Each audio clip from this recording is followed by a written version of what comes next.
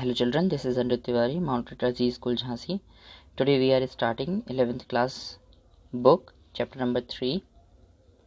Or in the previous section we had read about algae. Now today we are going to start about bryophytes or mosses.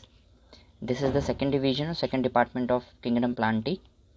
We have read already algae, the first department of kingdom Plantae. This is the second department. Third is Pteridophyta. Fourth is Gymnosperm. Fifth is Angiosperm. So we are talking about the bryophytes.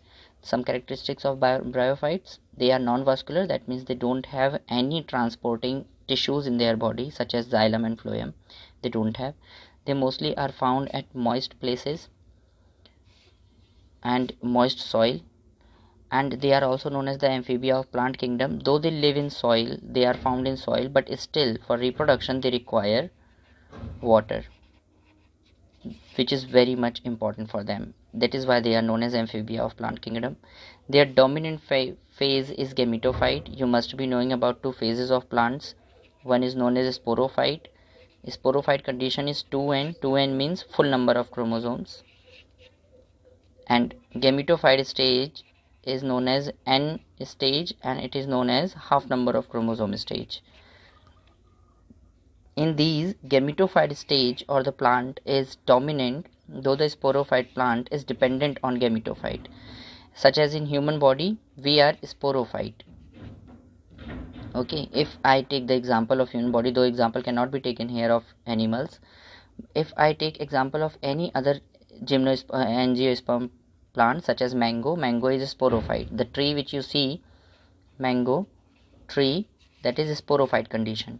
But in bryophytes, actually the condition of gametophyte is dominant, not the sporophyte. That means gametophyte will live longer in their lifespan of the entire plant body. Gametophyte will live longer than sporophyte. So this is dominant phase is gametophyte. Vegetative reproduction they do by tuber, by budding buds, or by producing some gemma cups. Sexual reproduction, in sexual reproduction, male is known as antheridium, female is known as archegonium. Antheridium makes anthrozoids, which are bifacelated. Female makes one egg cell inside the archegonium.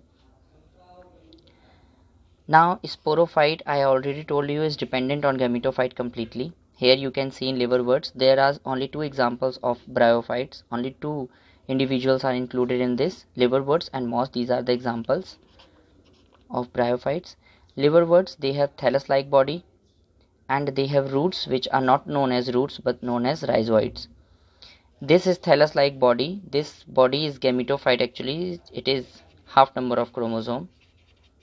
And this form is for a longer period of time in their entire lifespan of the plant. And this is sporophyte condition which arises from gametophyte. That is why it is said that sporophyte is completely dependent on gametophyte. In moss also the same case is there, but body is not like thallus such as in liverworts. In them there is one stem like structure or known as axis, and on this axis there are certain leaves. Here is the rhizoid, the root, this is the main axis, and there are leaves. And from here one arises sporophyte. This is sporophyte stage and this stage is gametophyte stage. So gametophyte is for longer time, sporophyte is only for shorter time. This sporophyte again produces some spores. Spores are scattered on ground, and these spores do meiosis. Meiosis is reductional division. That means again chromosome number become half from these spores, and half number of chromosome again produces one plant like this. So this is all about bryophytes. Next session we are going to start about pteridophytes. Till then, thank you very much.